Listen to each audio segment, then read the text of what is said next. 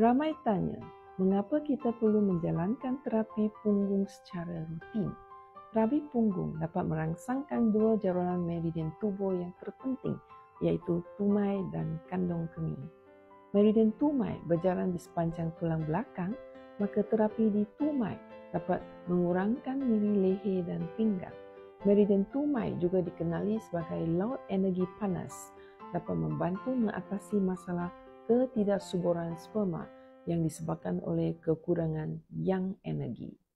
Meridian kandung kemih. Dalam kehidupan setiap hari terdapat limpah dari metabolisme tubuh yang menumpuk menjadi racun. Tubuh kita memiliki 3 saluran detoksifikasi, iaitu saluran kencing, saluran pencernaan mengeluarkan minja, dan fungsi berkeringat untuk mengeluarkan limpah metabolisme. Meridian kandung kemih mengendalikan saluran kencing dan juga berkeringat.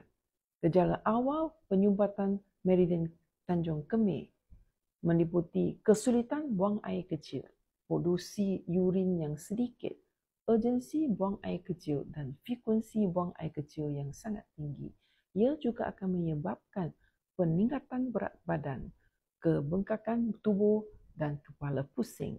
Merangsangkan dua meridian melalui terapi Genki, kita dapat mendukung kesihatan dan detoksifikasi tubuh secara efektif.